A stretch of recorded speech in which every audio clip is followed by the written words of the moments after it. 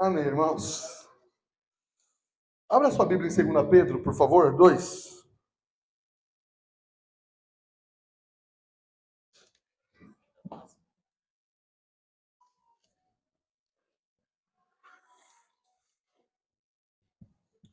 Jesus, outra vez. Irmãos, estamos pregando sobre a volta de Jesus e sobre os sinais do fim dos tempos, sinais do fim. Eu vou pregar duas mensagens, tá bom? Então, a primeira mensagem eu vou tratar um sinal que nós devemos olhar bem, que é crescente na nossa geração. E a mensagem da semana que vem, eu vou pregar todos os outros sinais sobre a volta de Jesus. Tá? Só para você entender o que eu estou fazendo aqui e ficar claro para você. Então hoje eu vou pregar um sinal, que é a apostasia. Semana que vem, são pelo menos uns 6 a 7 sinais, eu vou pregar os outros sinais. Tá bom? Então 2 Pedro 2, a partir do 10. Eu mandei do 1 ao 22, irmão, mas do 1 ao 9, ele vai tratar sobre os falsos profetas. Então, como em Romanos eu preguei sobre os falsos profetas, a mesma coisa, seria quase uma repetição aqui. Então, eu já preguei. Então, ele fala quem são os falsos profetas e depois ele vai tratar como eles agem. Então, nós vamos falar aqui sobre como eles agem. Ok? A partir do verso 10. Especialmente aqueles que, seguindo a carne, andam em desejos impuros e desprezam qualquer autoridade. Atrevidos, arrogantes, não temem difamar os gloriosos seres celestiais. Ao passo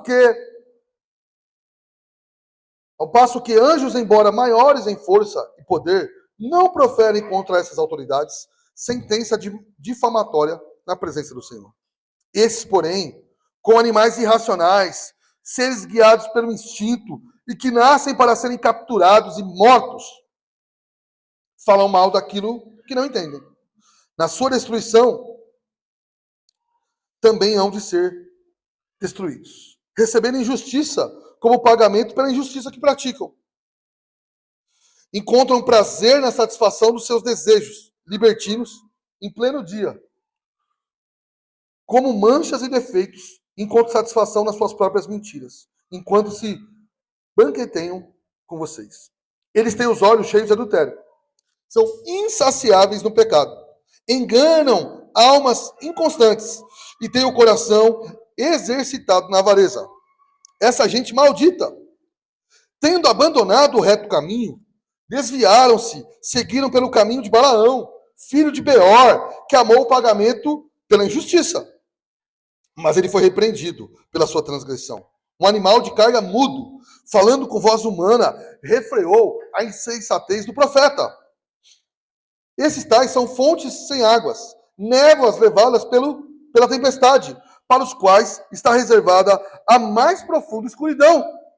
Porque falando com arrogância, palavras sem conteúdo, enganam com desejos libertinos de natureza carnal aqueles que de fato estavam se afastando dos que vivem no erro. Prometem a liberdade quando eles mesmos são escravos da corrupção, pois aqueles que é vencido fica escravo do vencedor. Portanto, se depois de terem escapado das contaminações do mundo, mediante o conhecimento do Senhor e Salvador Jesus Cristo, se deixam enredar de novo e são vencidos, e o seu último estado se tornou ainda pior do que o primeiro, pois teria sido melhor que eles nunca tivessem conhecido o caminho da justiça. Após conhecê-lo, voltar atrás e se afastar do santo mandamento que lhes havia sido dado. Com eles aconteceu o que diz o provérbio muito verdadeiro: o cão volta ao seu próprio vômito, e a porca lavada volta a rolar na lama. Senhor, oramos, Pai. Oramos que com muito temor estamos pregando sobre os grandes sinais da Tua volta, Pai. E a apostasia é um grande sinal da nossa geração. E que o Senhor tenha misericórdia de nós e a Sua graça para que possamos compreender o texto e não simplesmente olhar para esse mundo, mas aprender a olhar para o nosso próprio coração, Pai. Dê-nos sabedoria, dê-nos entendimento e muita graça, em nome de Jesus. Amém. Pode se assentar, meu irmão.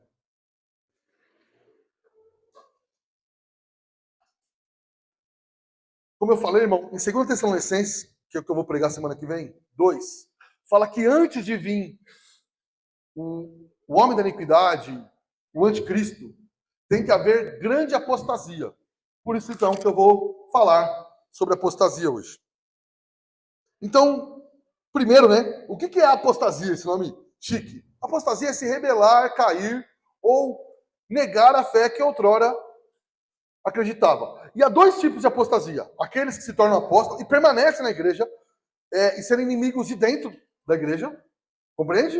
E a segunda apostasia é aquele que sai e luta agora contra a igreja. Então são duas questões que nós precisamos avaliar bem.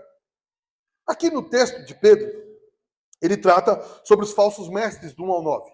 Dizendo quem eles são. Por exemplo, que eles entram no meio do povo, introduzem heresias destruidoras, tentam negar o próprio Senhor. E a grande questão para mim do texto que eu quis usar 2 Pedro é que no verso 2 diz assim, e muitos seguirão as suas práticas. Eu não quero hoje falar dos falsos profetas, mas que às vezes ensinamentos heréticos, ensinamentos errados, irmão, invadem o nosso coração e nós o reproduzimos sem perceber. Já se pegou fazendo isso? Hã? Que você diz algo, depois você começa a pensar, por que eu faço esse tipo de situação? E você vai perceber que talvez você foi ensinado errado, crê errado, e isso não tem jeito. Torna isso uma prática errada. Quem veio do movimento aí de confissão positiva, não foi difícil largar esse negócio? Hã? Não, eu declaro, não declaro nada. Desculpa, Senhor, só por ter dito que eu ia declarar. Eu tô tão assim que eu não declaro mas nem imposto de renda, irmão. Tanto medo de declarar alguma coisa. Brincadeira, viu, irmão? Eu declaro sim. Então, é nesse sentido que eu quis usar aqui. Nós nos tornamos parecidos, ou podemos nos tornar parecidos com aqueles que nos alimentam erradamente. Se você come veneno, se você come comida estragada, vai dar em algum lugar. Então é nesse sentido, então eu não quero simplesmente aqui falar dos falsos profetas, mas falar como eles andam e tentar ver se nós ainda não temos alguma raiz disso, irmão. Tá bom? E é bom entender, então, que a apostasia não é só uma questão de liderança. Tá? É uma questão de qualquer cristão poder se tornar alguém assim. Cristão assim, né? Não era nascido de novo de verdade, mas andava dentro da igreja. E a grande ideia da minha pregação é o seguinte, irmão. A apostasia, o Senhor Jesus, em Mateus 24, diz que o amor de muitos se esfriariam. Ele mostra muitas coisas. Então, a apostasia é um anúncio do fim. Se é um anúncio do fim, devia ligar um alerta em nós. Ver muitas pessoas abandonando a fé. É assustador, irmão. Ou pelo menos nós devíamos olhar para isso. Igrejas que outrora brilharam no mundo. Né? Eu vou aqui rapidamente. Se você parar para pensar, a Inglaterra, irmão, nos últimos 500 anos, até 100 anos atrás, você não passa um século sem ter os maiores pregadores ingleses. Rapidamente eu vou pensar só em alguns, assim, ali em 1500, John Knox e William Perkins. 1600, dá para falar um monte. Mas vamos falar assim, John Owen, Benjamin Kitt, John Bunyan, todos ingleses. E dá para falar aqui, passar 1700 ali, tem George Whitefield. 1800, tem Charles Simon, tem Charles Spurgeon, tem mais um monte de gente ainda. Charles Rhodes. Só se falando de Inglaterra, não vou nem entrar na Holanda, nas outras que também tinham. Em 1900, ainda tinha Lloyd Jones, John Stott, Parker. Olha para a Inglaterra hoje, irmão. Olha para a Inglaterra hoje. Você vai lá encontrar uma ou duas pessoas. E olhe... Não, duas pessoas você vai achar, até um pouquinho mais. Mas é quase nada. Você vai encontrar muito mais pessoas que são ateus e uma invasão muçulmana. Uma apostasia que foi ali se transformando. O local onde pregadores falavam para o mundo. A Inglaterra foi um berço da reforma, irmão. Eu sei que começa na Alemanha, mas o auge da reforma protestante não é na Suíça, não é na Alemanha, não é nem na Holanda, que apesar de ser o segundo ali, é na Inglaterra. Os puritanos saem da Inglaterra. O presbiterianismo sai da Inglaterra. Os batistas vêm da Inglaterra. O congregacionismo vem da Inglaterra. E assim por diante. Agora você olha, sobrou quase nada. Tem um colega que morou lá, ele falou, sobrou, Darcy, no geral, as igrejas anglicanas muito liberais, já nem ligam mais para nada. Igrejas neopentecostais ainda, que é muito de imigrante. E muitas que eram igrejas conhecidas, se tornaram bares, danceterias. Tem todo o templo ali Você pode jantar no lugar, você pode beber no lugar, que tem toda a aparência de igreja, mas é um bar. Não, eu não estou falando das igrejas brasileiras que parecem um bar. Eu estou falando de igreja que virou um bar mesmo. Vendeu a igreja, não tem mais nada. Se o nome disso não é apostasia, é o quê? Então esse é o temor. Quando alguém se aparta da verdade e do amor a Deus. Então vamos lá, né? Primeiro ele vai falar algumas questões daqueles que estão já apostatados, como eles vivem. Então a primeira coisa que ele vai trabalhar do verso 10 ao 17 é que os apóstolos, no geral, eles não têm temor. Eles não temem. Não, se já não reparou, tem gente que se ele acreditasse naquilo que ele falava, ele não viveria daquele jeito. Há um exemplo muito interessante, né? Saul, ele pulou contra... Quando ele... Tanto quanto foi um suicídio ali, ele pulou contra a espada. É que muita gente está fazendo. Ele prega uma coisa que ele mesmo não acredita. Ele está pulando contra a própria espada. Porque vai acertar ele. Saiba disso. Não vai ficar por isso mesmo. Quem aumenta o jugo dos outros e vive de qualquer jeito, você acha que você vai ficar assim, irmão? A Bíblia diz lá em Lucas 12 que desses serão ainda mais pesado o seu castigo. E aí ele começa o verso 9, o verso 10 e 11. Eles são pessoas que seguem sua carne. Apesar de falarem para os outros doutrinas e tal, eles seguem o quê? Sua própria carne. Seus próprios desejos. Verso 1, introduzem heresias de maneira sorrateira. Ali no ano 200, 300, tinha um herege chamado Ário. Quando ele foi declarado herege, que as igrejas não podiam tê-lo, ele se escondeu num lugar, num convento. Sabe o que ele fazia? Ele escrevia música. E dava para as pessoas simples cantarem enquanto trabalhavam. Porque ele disse o seguinte, eu vou espalhar minha doutrina em música. E foi assim que cresceu a doutrina que Jesus Cristo não era divino. Não. Acontece isso no nosso tempo, sim ou não? Você acha, e eu já achei também, você olha para os louvores de hoje em dia, não dá um susto, irmão? Como que nós chegamos aqui? Mas é muito simples pensar como nós chegamos aqui. As canções seguiram os púlpitos, irmão. Saiba disso. A culpa não é simplesmente dos músicos. Quando se começou a pregar simplesmente de vitória, de melhora, de bem-estar, o que vai acontecer com as canções? Elas vão seguir aquilo que está sendo pregado. Isso aconteceu. Foi invadido para bem-estar. Quer se sentir bem? Vamos cantar as musiquinhas para você se sentir bem. As heresias continuam ainda entrando através de canções. Mas ele vai continuar. Eles, desprezam qualquer autoridade. Irmãos, isso aqui já devia ser um alerta para nós do movimento dos desigrejados. Lógico, irmão, não estamos falando de autoridade, aquela coisa tola, que você tem que honrar a autoridade, dar presente para a autoridade, beijar a autoridade, se tapete para a autoridade, orar, não pode comer sem falar da autoridade. Mas assim, não querer autoridade nenhuma, querer a igreja como... Eu ensinei na EBD, você que não veio, não dá para explicar muito, mas pega aquele texto que diz o quê? Aonde tiver 2 ou 3 reunidos, Deus ali está. Então tem 2, 3 pessoas aqui, no parque aqui de Santo André, nós somos a igreja. É porque você não leu o texto. O texto está dizendo o quê? Olha, vê o contexto de Mateus 18. Ele diz, olha, a pessoa pecou contra você, você vai nela e o adverte. Ela não ouviu, chama mais 2 ou 3, vai nela e o adverte. Ela não ouviu, leva a igreja. Não ouviu a igreja? Trata como gentil republicano. Qual que é o próximo versículo? Aonde eu tiver 2 ou 3 reunidos, eu ali estarei. Quando você for advertir 2, 3 irmãos, advertir biblicamente um outro irmão que não ouve, Deus está com você. Não tem nada a ver com culto, não tem nada a ver com a igreja.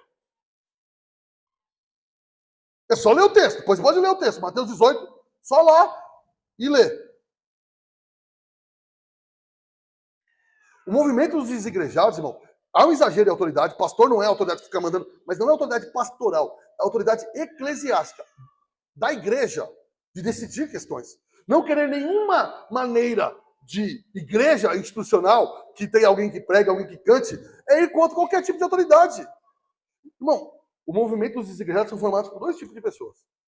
Pessoas que já fomos como eu e você, crentes que estão chateados, machucados, sofridos. Você já passou, certo? Muitos de nós, e eu já passei. Você tem aí um tempo de sofrimento que eu compreendo, entende? Mas depois você fala, ó, eu amo mais o Senhor e eu vou tentar procurar uma igreja um pouco mais saudável para eu acertar minha vida, ok? Isso acontece. Uns podem demorar um pouco mais, outros um pouco menos. As pessoas têm suas lutas e as suas questões, e eu respeito. Mas aquele que agora, não, olha, igreja sou eu e não sei o quê, isso é caminho de apostasia. Eu não preciso de igreja, eu sirvo a Deus sozinho. Aonde está escrito isso? Aí um dia eu falei para um desigrejado colega, mas a Bíblia diz, não deixar de congregar. Ele falou, olha, quando eu vou assistir um jogo de várzea com os meus amigos, eu estou congregando. Falei, irmão, eu desisto. Só que só resolve com pancada na cabeça. Não dá mais, não tem o que conversar depois de um negócio desse. Não, eu vou ali com os amigos passear no shopping, bater papo e rir, e você congregar. Falei, não, tá bom, tá bom. Então, irmão, isso é caminho de apostasia. Claramente. Essa questão que às vezes, então, eu não preciso frequentar. Você não precisa frequentar, você pode chamar outra boa igreja. Ok, nós não somos a única. Mas agora, você não precisar de ouvir a pregação, você não precisar de comunhão dos irmãos, se isso não é ego, irmão, é o quê? Você precisamos um dos outros. Eu preciso dos irmãos.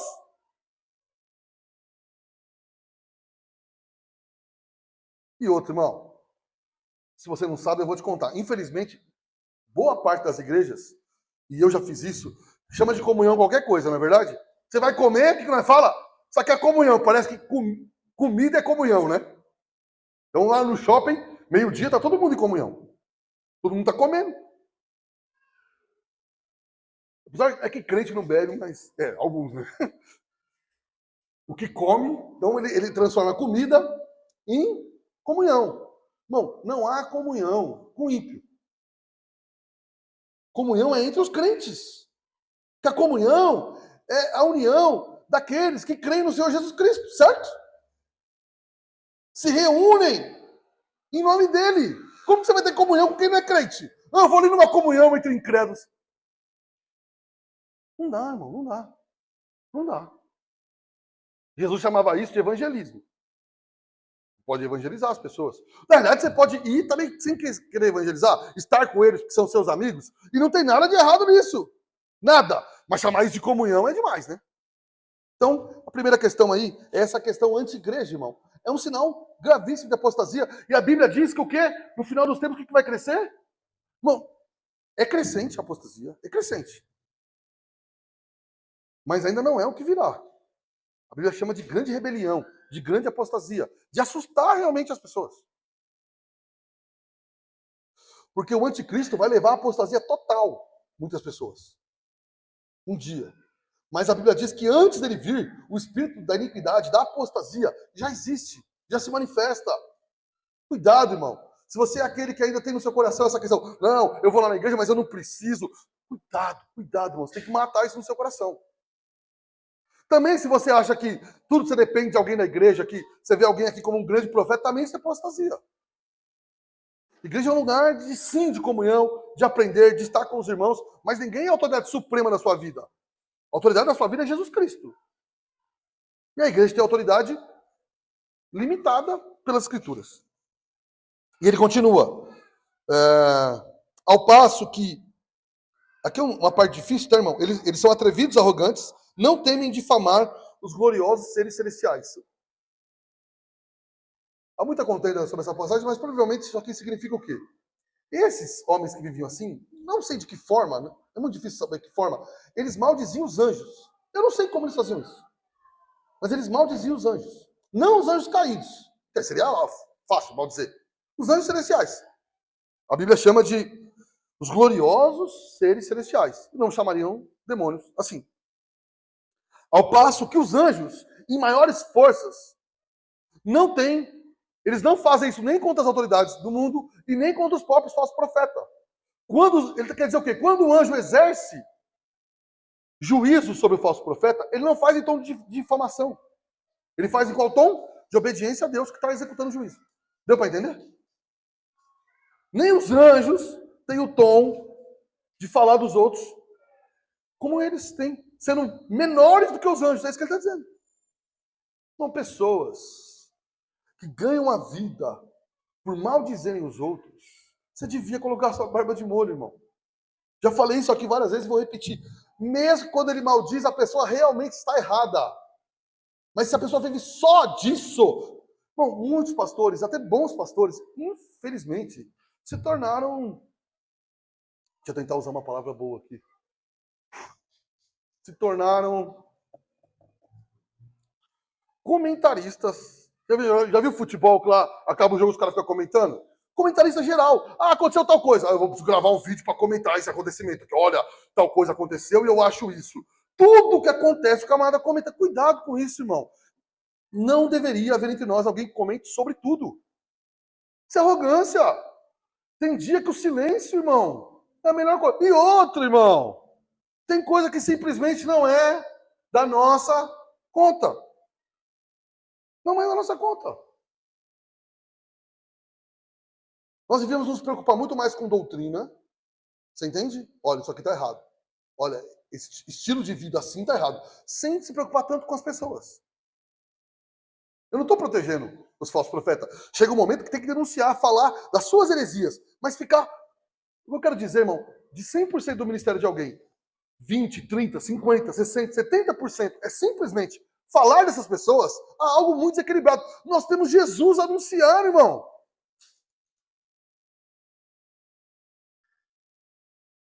Então, verso 12. Olha o que... Quem o apóstolo Pedro compara isso? Eles são como animais irracionais. São como Tem como falar algo pior disso aqui, irmão? Você vai dizer, olha, Pedro está sendo muito duro com essas pessoas. Ele fala, ó, são como animais irracionais. Seres guiados pelo instinto. Irmão, gente guiada pelo instinto. Por isso, irmão, que você é aquele que fala assim, olha, eu estou nesse pecado porque eu não tenho o que fazer. Eu não aguento. Você está sendo guiado pelo instinto. Isso é um sinal de apostasia. Bom, um dia eu tive que aconselhar um homem casado e ele estava entre dois pecados. Eu vou citar um. Um era pornografia. E a esposa sabia. Eles me procuraram. E ali eu estava tentando lidar com aquele problema. Aconselhar, mostrar o quanto que ele estava errado. Sabe o que ele me disse? Ele falou, olha, eu tenho esses dois problemas. Eu só consigo largar... Eu tenho crise de ansiedade, que é o terceiro. Eu só consigo largar um dos dois. Se o senhor mandar me largar um, eu vou ter crise de ansiedade. E a mulher concordou. E ele queria que eu decidisse qual dos dois pecados. Você está de sacanagem comigo? Morre de ansiedade, feliz. Toma 8 remédios para ansiedade. Toma vergonha na sua cara. Você quer que eu decida? Eu não quero que ninguém morra de ansiedade, irmão. Pelo amor de Deus. Não vai deturpar. Eu já tive crise de ansiedade, sei que é ruim. Tô querendo dizer que o camarada quer que eu decida. Não, eu não consigo, eu não resisto aos dois. Escolhe um. Irmão, tem gente que é sem vergonha, mas chega num nível que assusta o negócio, viu? E aí ele queria dizer que eu era duro demais, porque queria que ele abandonasse o pecado.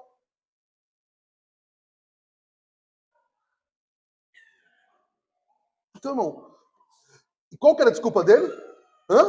Eu não consigo, eu não me controlo, eu não tenho forças, não dá. Irmão, nós estamos numa fase que assim, ó, alguns ensinam que o homem, que é um ensinamento errado, você tem todo o poder, você decide seu futuro, tudo está nas suas mãos, certo? Você é o dono de tudo, e o que você decidir vai acontecer na sua vida. Uma razão completa do homem que ele guia toda a sua vida, e um outro ensinamento contrário a esse, que o homem é por instinto e tem coisa que ele não consegue segurar. E o pior agora, tem gente que consegue não sei como acreditar nos dois. O que importa para ele, ele diz que ele domina. Os pecados ele fala, não, é instinto, eu não consigo segurar. Os dois são errados. Se você diz que você... Não, se você luta contra o pecado e está lutando para largar, eu estou com você, quero orar por você, quero ajudar você, que todos nós temos dificuldades.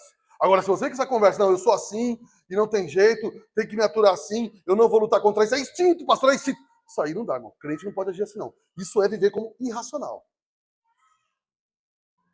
Como não nascido de novo. Nem ímpio age assim muitas vezes, irmão. Ele sabe que tem coisa que ele precisa largar e tem que lutar contra. Não pode ser assim e achar normal. E aí ele fala, olha, eles correm para a sua própria destruição. Eles andam, eles serão destruídos porque eles destroem. Gente que, ele vai dizer aqui, ó, gente que vive assim serão capturados e mortos pelos seus próprios instintos. Você sabe disso, irmão? Quem se entrega aos instintos pode no começo não ser assim. Mas o que vai acontecer com algum tempo?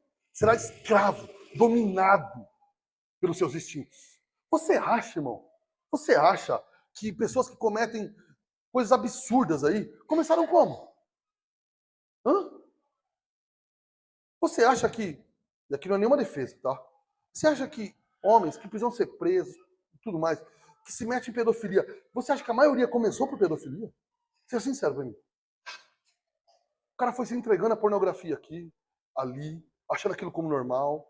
Aí começa a ver algo pior, e pior, e pior, e pior, e pior. Em 5, 10 anos tá onde?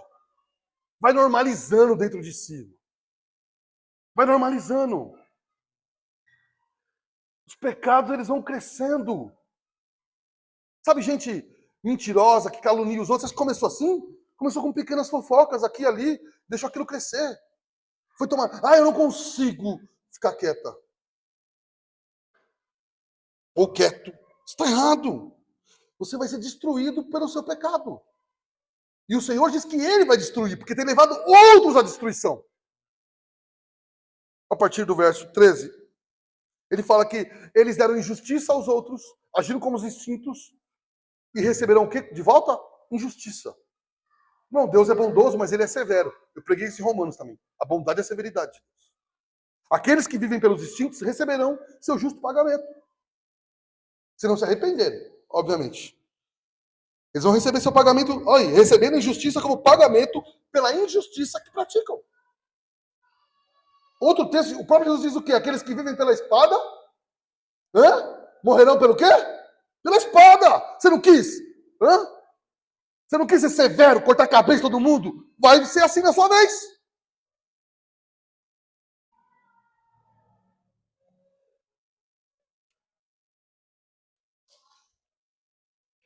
E ele vai dizer, olha, vocês encontram satisfação nos seus desejos libertinos, na sem vergonhice, no pecado, e dizem ainda que estão melhores na sua vida por causa disso. Por exemplo, você quer ver uma mentira espalhada no meio de crente?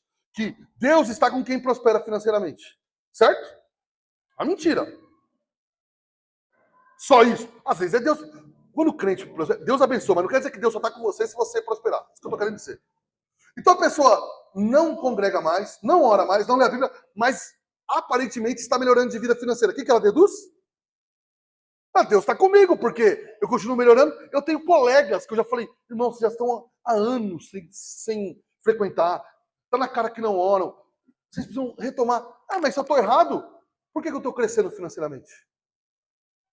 Eles deduzem que dinheiro, carro, casa é bênção divina. E se Deus continua a me dar, quem é você para dizer que eu estou errado? Então eles pegam o pecado, a vida, e se satisfazem com aquilo e diz, então Deus está comigo. Encontram prazer na satisfação em plena luz do dia. Como manchas e defeitos, encontram satisfação nas próprias mentiras, enquanto eles bancanteiam com vocês. Eles se satisfazem na mentira, na manipulação. Quem está indo para a apostasia, ou quem já está lá, aqui no caso aqui, quem já está lá. E ainda comem com vocês e vocês os recebem no meio de vocês. Eu não acho que você deve fazer isso com qualquer pessoa. Mas eu vou dizer para você, há pessoas que você não deveria nem comer junto. É sério. Há pessoas que elas fizeram mal, elas vão ser claras que você não compactou. Não é só porque elas erraram, é porque elas não se arrependem, elas continuam fazendo. Você entendeu? Se elas viessem e arrependessem, todo mundo tem que estar aberto, certo? Às vezes tem que deixar o cargo, isso aí é outra coisa. Estou falando de cargo, estou falando de arrependimento. Mas se elas permanecem destruindo as pessoas, manipulando, nós devíamos tomar muito cuidado, irmão. de ficar perto de gente assim. Uma porque nós estamos o quê? Afirmando. Quando você fica perto de assim, você está dizendo que ela não é tão má pessoa, alguém pode compreender. Ela pode achar que você está afirmando o que ela está fazendo. E também nós não estamos ali sendo bondosos com aqueles que estão sofrendo. Há igrejas que chamam pastores a pregar e pastores não deviam ir lá pregar. Deviam anunciar. Nesse lugar aí, eu não considero igreja, eu não vou. Isso é um fato. E pastores sérios têm que começar a fazer isso rapidamente. Eu não estou dizendo aqui, crer uma coisa ali diferente. Não, eu estou dizendo de gente que claramente, destroem, manipulam, mentem. Nós não devíamos ir lá. Bom, eu não estou dizendo que você não pode visitar outra igreja. Não interprete isso aqui errado. Tá bom? Pode sim. Mas há locais. E eu não falo nem você. Você não devia ir, mas principalmente nós, a liderança, não devíamos ir mesmo. Que você, querendo ou não, ainda se vai pregar, você está querendo dizer que aquela ali é uma igreja. Certo? Nós devemos tomar muito cuidado com isso. E ele diz, olha, ainda eles se alegram com suas mentiras. Se alegram. Eles mentem, manipulam, humilham. E eles fazem festa com isso. E agora ele chega pesado. Eles têm os olhos cheios de adultério. São insaciáveis no pecado. Não sacia. Um pecado atrás do outro. Irmão, e aqui não estou falando só de liderança, então. Sabe? Gente que frequenta a igreja, mas não sacia o pecado. E se for corrigido, fala, mas hoje em dia você vai corrigir alguém? Não são todos. Há muitas pessoas cristãs boas. Mas a pessoa vai dizer, mas você peca também. Mas quando eu corrijo, irmão, eu não estou dizendo que eu não peco. Quando eu corrijo, é para nós nos santificarmos. E se você vê eu pecando, você pode sim amorosamente falar para mim que eu estou errando. Como eu devo falar para você amorosamente que você está errado. Mas eles não dizem que eles, além deles terem os olhos cheios de adultério, eles são insaciáveis, enganam almas inconstantes. Eles vão lá e manipulam. Então eles começam a dizer que aquilo que outrora eles diziam que era pecado, não é mais pecado porque agora é eles que fazem. Então assim, eu já conheci vários pastores, irmão. Várias lideranças de igreja que diziam que certas coisas não podiam, mas quando foi a vez do filho dele, aí podia. Lá em Marília tinha uma igreja bem grande lá em Marília, e o pastor e a pastora, não acredito que tenha, mas ela era, ok? Foram lá e pregaram e escreveram na internet que tatuagem era pecado. E aí fizeram um discurso sobre isso, aquela coisa toda, que eu não tô nem falando isso, eu nem acho, eu não tô nem ligando pra isso, eu tô dizendo o que aconteceu lá na época. Tá bom? 3 meses depois, adivinha quem fez tatuagem? Os 2 filhos do pastor. E aí começou todo mundo a atacar eles na internet. O que ele fez? Ele fez um post e pregou agora que por que pode tatuagem? Ele tinha afastado um monte de gente do louvor porque tinha tatuagem. Mas o filho dele era o líder do louvor. Bom, eu não estou nem entrando na questão da tatuagem, que é um assunto que quem me conhece que sabe que eu nem ligo para esse negócio. Estou querendo dizer os 2 pesos, 2 medidas, entendeu? Quando é o outro, é sério, é grave. Quando é o meu, que isso? Isso aí é de Deus. Que coisa maravilhosa, mais linda. Você é sem vergonhice, irmão. Isso é sinal de quem caminha. E aí, irmão, agora levando para mim e para você. Você, quando vê o pecado no outro e acha aquilo horrível, mas quando é você e você minimiza, é o mesmo caminho, viu? Não adianta nós falarmos dos outros e não olharmos para nós. Quando vemos o pecado lá no outro, quando eu vejo o pecado no outro casal, na outra família, e acho gravíssimo, mas quando eu faço a mesma coisa, eu digo, não, veja bem, é caminho de apostasia. Grave é o do outro. Do outro é a lei. Severidade. Arranca a cabeça dele. Exclui ele. Pega ele. Todo mundo tem que saber. Vamos fofocar. Vamos contar para todo mundo o que fulano fez. Agora, quando é eu, não, vocês não sabem por que eu fiz aquilo.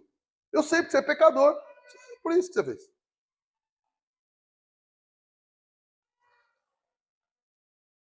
E aí ele vai dizer, olha, esse tem abandonado o reto caminho. Ele não está dizendo que eles eram salvos, irmão. Está dizendo que eles...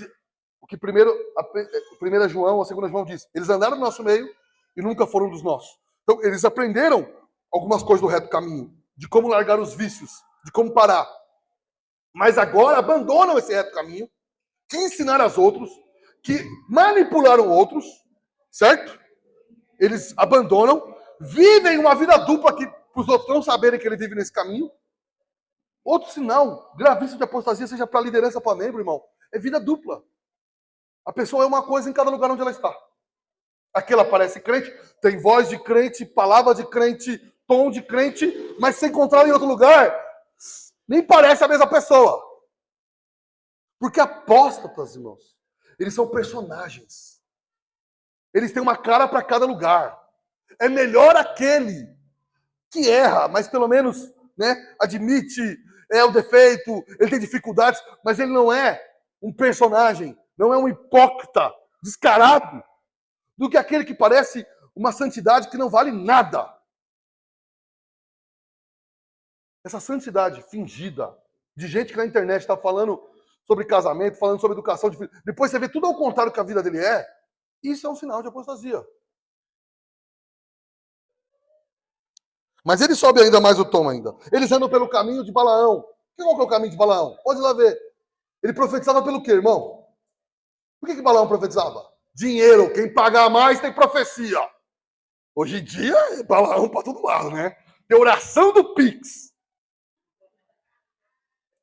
Se você fizer um Pix de 500, sai até com a profecia. E é verdade, eu achei que era mentira, mas tem mesmo. A pessoa é sem vergonha, mas quem paga também, eu vou falar um negócio pra você.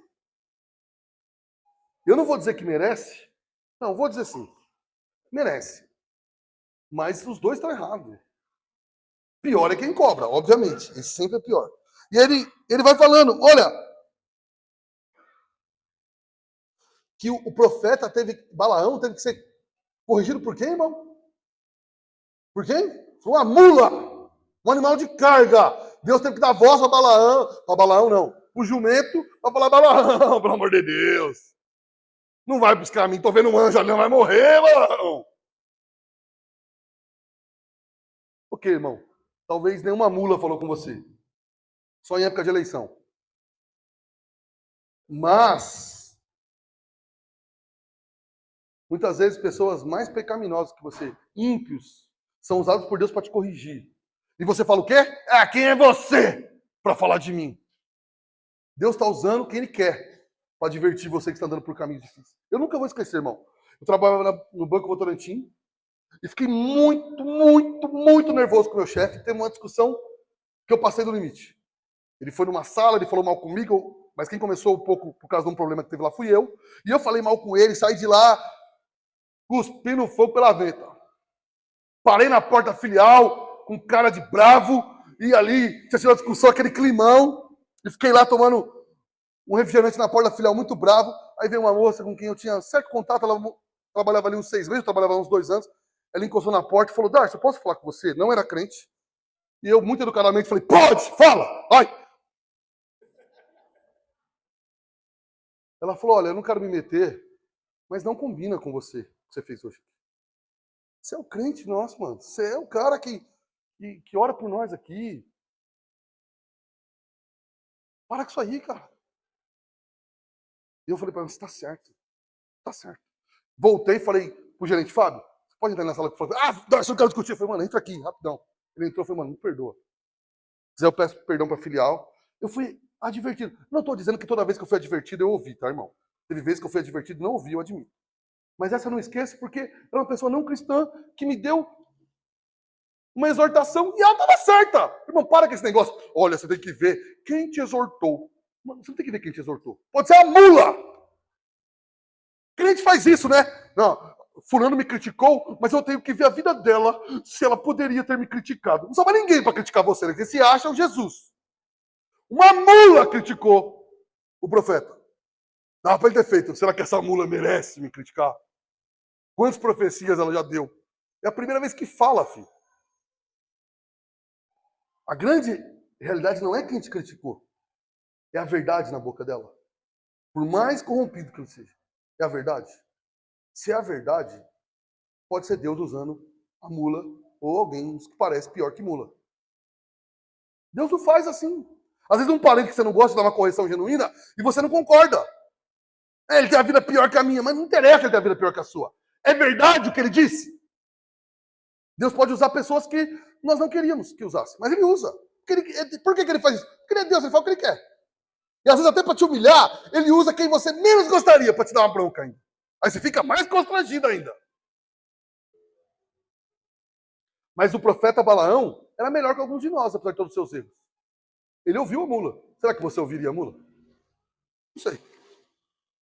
E aí ele vai no verso 17 e diz: esses que vivem assim, olha o que ele diz, são fonte sem água. O que é fonte sem água, irmão? Imagina, você está com muita sede. Aí você encontra um lugar que parece ter água, aí vai lá e não tem. Parece ser bom, parece ser prazeroso, parece ter Deus, parece servir a Deus, mas não tem água. Tem lugar que parece ter Deus, tem gente que parece ter Deus, fala em tom de crente, parece ser crente, mas não é. Os apóstolos, aqueles que estão caminhando para isso, são isso. Eles têm tom, eles têm trejeito, eles parecem, mas eles usam tudo isso para manipular as pessoas. Você vai encontrar gente assim no serviço, na família, na igreja, no púlpito. Acorde, irmão. E ele vai piorar. Ele diz, olha, névoas levadas pela tempestade. Parece ser grande, parece ser uma nuvem assim, a tempestade chega e leva. Judas vai dizer, acho que eu anotei aqui. Judas 1,12 diz que são nuvem sem águas. Nuvem. Sabe, quando eles eram um povo de colheita. Então, quando eles viam uma nuvem ali, muito escura, eles acreditavam que ia ter uma tempestade e eles teriam uma grande colheita. O que ele está querendo dizer que essas pessoas são? São nuvens sem água. Tem trovão, tem raio, parece ser de verdade. Mas não chove. Não tem chuva. É pose. Pose. Eu fui, já contei aqui, não vou alongar. Eu fui uma vez, forçadamente, num curso de coach, que o cara ensinou nós a ser milionário. Depois ele pegou o carro dele mais velho, comeu e foi embora. O cara que estava ensinando eu a ser milionário. Tinha o carro mais velho, mais dívida que eu, tava mais. E eu falei, por que ele não faz o curso dele? Ele devia vir aqui. Mas lá, irmão, relógio, cara. Eu descobri isso. O cara pagou um relógio, cara, para parecer rico. Ia para dar as palestras de Uber chique, aí esqueci o nome que eu nunca usei. Tem um Flex, sei lá, eu nunca usei, não tem dinheiro para isso aí. Isso aí, chique. Para parecer que o carro era chique. Tem até motorista. Eu também tenho. De vez em quando eu vou no centro de Uber. Meu motorista agora. Depois que eu descobri que os caras fazem isso. Então, irmãos, eles prometem cura, prosperidade, unção disso, unção daquilo, prometem ser iluminados, prometem. E não só líderes, não. Pessoas comuns prometem um monte de coisa. Se ele fizer, vai acontecer. São nuvem sem água. Você devia colocar sua barba de molho com quem fala muito sobre si. Porque se alguém faz algo, irmão, não somos nós. Se alguém faz algo, é o Senhor. Quem fala demais, você já sabe disso. É nuvem sem água. É barulho, é trovão, mas não tem nada lá. Cai a gota. Ele sabe fazer o personagem. Ele sabe parecer, tem a música certa, o tom certo, a historinha que emociona. Mas vai todo mundo que está ouvindo ali, não vai se converter e a maior parte vai para o inferno. Nuvem sem água. Ele sabe fazer o tom da oração. Ele sabe mudar a voz. Crente comum de igreja também, irmão. Ele sabe parecer espiritual. Ele finge que ora. Você quer ver uma marca de nuvem sem água? É quem fala de orar. Olha, faz meses que eu estou orando sobre isso e não ora nunca. É para parecer espiritual. Irmão, se você não tem vida de oração, você está no caminho da apostasia. Qual é o caminho do hipócrita? Largar a vida de oração. Falar de oração como se existisse, mas no íntimo, e não tem como eu saber. Não tem como eu saber se você tem vida de oração, e não tem como você saber se eu tenho vida de oração. Não, você percebe pela vida. Não, tem gente que finge bem. A vida do hipócrita é falar de oração, é dizer essa oração e não orar. E ainda ele fala, olha, há meses eu estou orando sobre isso. Tá nada. Só reclama e fofoca. Não é nada de oração. Nada. Não tranca a porta e vai orar. Ele acha que escrever coisa na internet é oração. Você acha que o Espírito Santo fica lá lendo Storm? Ai, Deus, eu peço ajuda. Eu vou orar.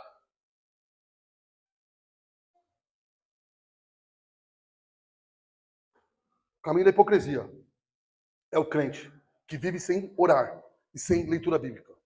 É o caminho da hipocrisia, irmão. Talvez você está assim, mas você não chegou lá no final. Dá para ajustar essa vida ainda.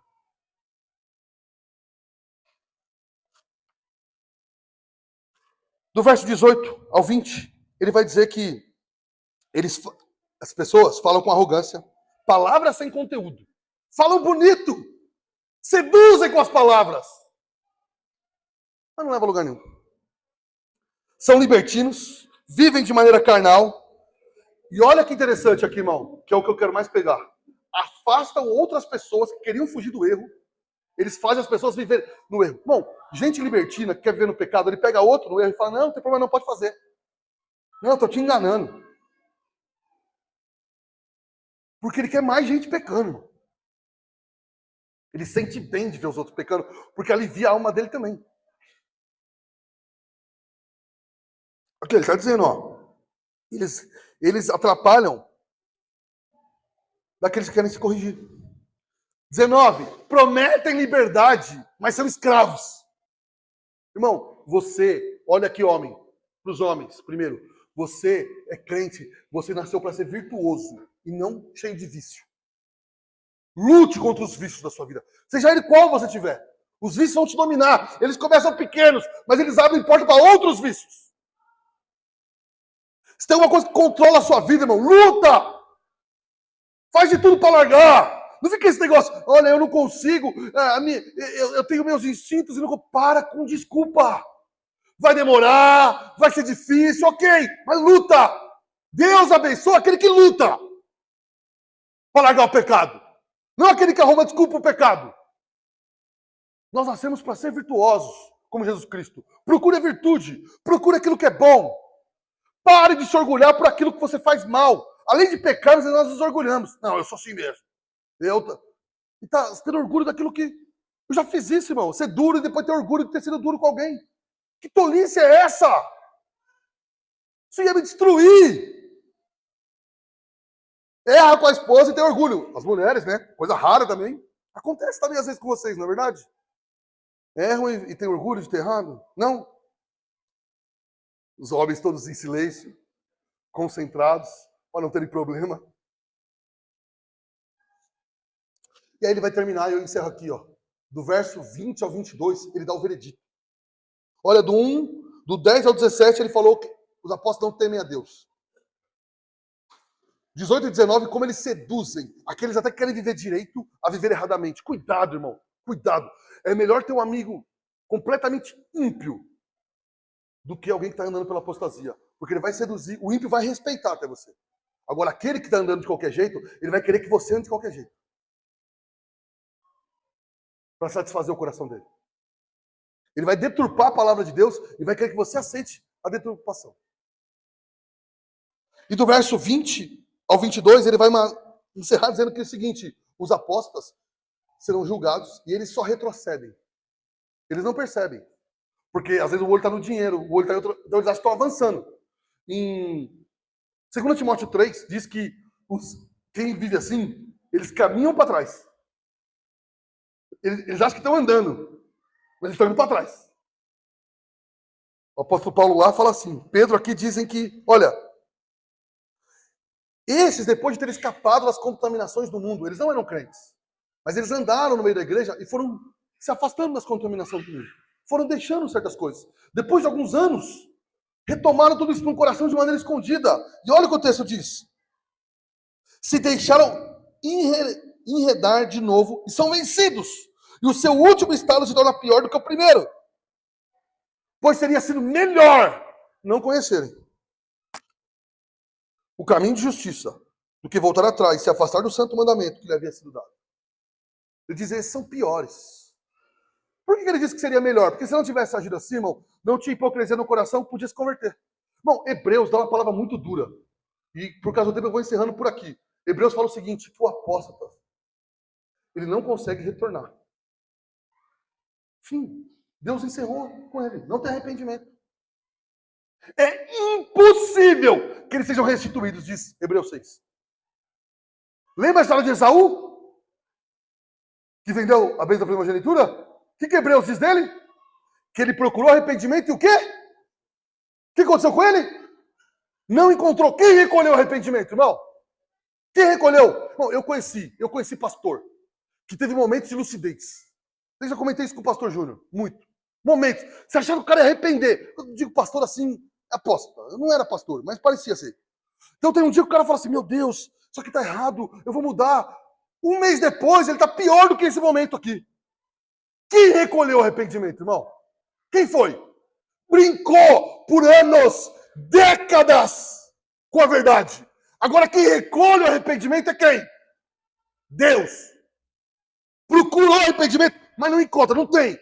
Eu não sei, irmão, não sei quando o copo de Deus transborda. Mas tem um dia que transborda. Com as pessoas que ficam brincando com ele.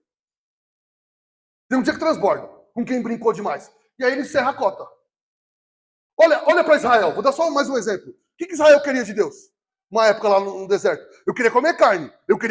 Lembra disso? A passagem? Ah, não quer carne, não quer carne, não quer carne, não quer carne, não quer carne. Parece brasileiro. Tá, cara, a carne não fica reclamando. O que Deus falou para eles? Mas não estava reclamando com o governo, estava reclamando com o próprio Deus. Certo? Quando Deus deu carne, o que ele falou? Vocês vão comer até sair pelo nariz. O que Deus está falando? Cerrei a cota com vocês. Vocês ficaram me desafiando. Vocês ficaram dizendo que eu sou mal. Eu estou livrando vocês de uma escravidão que vocês se meteram. Irmão, não confunda oração com murmuração e reclamação com Deus. Tem gente que chama oração aquilo que não é oração. O cara está reclamando, Deus, por que eu tô assim? Eu só queria ter dinheiro, me dá prosperidade, me dá não sei o quê. Deus um dia vai dar o que você quer, mas só vai te dar aquilo, mais nada. Você quer dinheiro? Então toma dinheiro. Toma! Com você eu acerto no juízo final. Só o que você quer de mim é dinheiro? Só o que você quer de mim é um casamento? Só o que você quer de mim é um filho? Então toma, 8! Leva! Não, uma mulher na Bíblia que só queria um filho. Ela morreu como?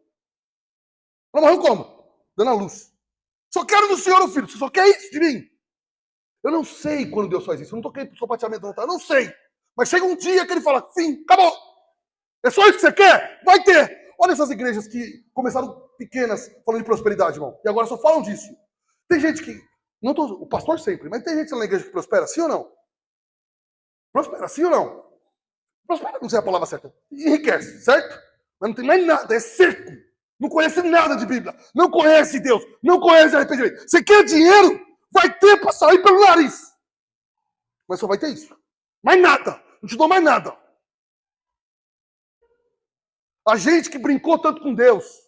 E eu e você fizemos isso. Tá? Você já decretou coisa para Deus? Hã? Já falou isso? Ah, eu decreto.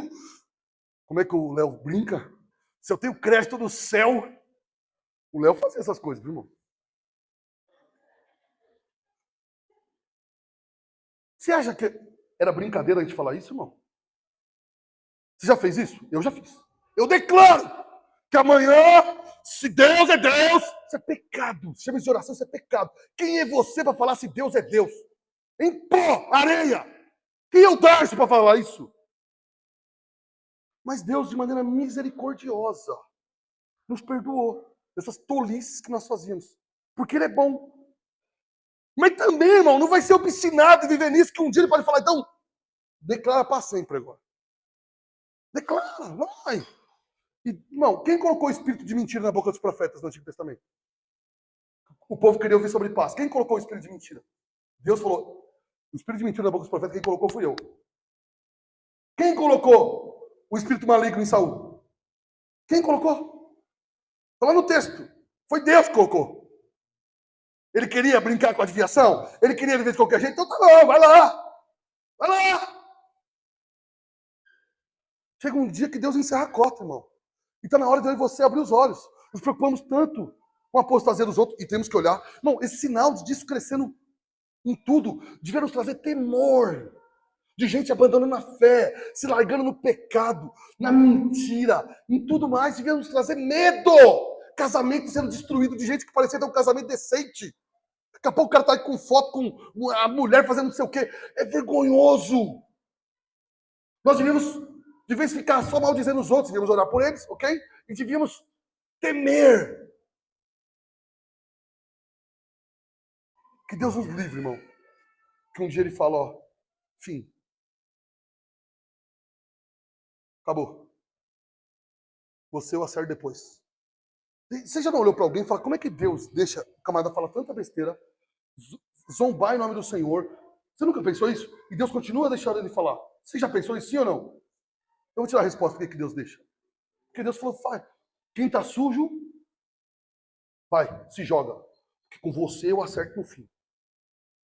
Um amigo meu falou, olha, eu vivo de qualquer jeito Deus abençoa. Olha, ele falou para mim, olha a minha vida financeira e olha a sua. Eu vivo de qualquer jeito. E Deus abençoa, eu sou rico. Eu falei, não, você vive de qualquer jeito porque Deus não está preocupado com você. Ele está preocupado com os filhos. Os filhos ele corrige. Deixa passar dificuldade para que eles arrependam. Você, pelo jeito, não é filho. Com você, ele está dizendo, faz o que você quiser, que você eu pego no fim. Você, eu pego no fim. Bom, o que um pai faz com um filho, normalmente? Você corrige uma vez, aqui na igreja ou em algum lugar, família, ó, não faz isso, e ele vai aumentando o tom. O que um dia o pai faz? O Samuel, irmão, um dia eu falei para ele, olha, não faz isso na igreja, não faz aquilo. E o menino foi fazendo, foi fazendo. Não corre, final de culto, derrubando as cadeiras, bagunçando tudo. E ele se empolgou, 2 domingos. No terceiro, eu falei, olha, se você fizer isso, você vai se ver comigo. Ele, acho que esqueceu, não acho não, picaretagem mesmo. Bagunçou o negócio. E aí, eu preguei, desci, já estava de olho nele, ele percebeu que eu estava de olho nele, sempre foi malandro, Samuel. Chegou perto de mim e falou assim, ô pai, eu vou parar de bagunçar. Eu falei, não, filhão, hoje está liberado. Derruba as cadeiras, empurra as crianças. Ele ficou me olhando com uma cara assim. Pai, eu falei, sério? Mas bagunça, abre as torneiras, corre no negócio, empurra o outro, chuta a cadeira, joga a bola que você quiser.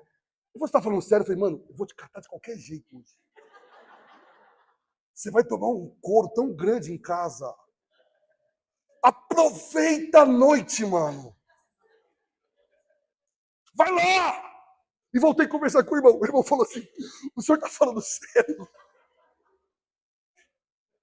Peguei o carro para ir para casa, chegou 2 esquinas de casa, ele falou assim, pai, eu tenho uma coisa para dizer. 4 anos. Falei, fala. Eu não gostaria de conversar com o senhor. Eu prefiro conversar com a minha mãe. Será que seria possível? Falei, moleque, hoje você não escapa. E não escapou mesmo. Eu faço isso, irmão. Deus vai fazer isso com muita gente. Saiba de uma coisa, irmão. Se Deus está te corrigindo hoje, e você fala, por que Deus está me corrigindo? Por quê? É porque Ele te ama. Você devia levantar a mão para o céu. Eu já fui muito corrigido por Deus, mas eu lembro, em Hebreus 12 diz que Ele faz isso com quem? Ele ama. Levanta a mão para o céu. Se Ele está deixando você largado, põe sua barba de molho, que Ele vai acertar com você no fim. Eu não queria terminar só com essa palavra que parece terror, irmão. Mas Mateus 24 diz assim, olha, que o anticristo, com o espírito de apostasia, que eu vou falar do anticristo semana que vem, tá bom?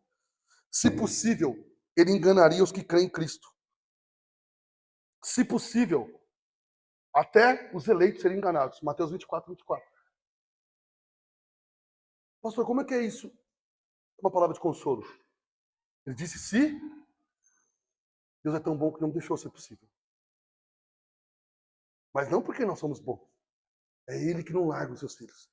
Se Deus está te corrigindo, se Deus está indo atrás de você, irmão, arrepende. Você está brincando com o pecado aí, à noite, conversando com quem não deve, vendo o que não deve, brincando, maldizendo, reclamando, murmurando, falando de Deus o tempo todo, reclamando, declarando, decretando, fingindo que essa murmuração é sua oração. Arrepende, irmão. Arrepende. Vamos ficar de pé.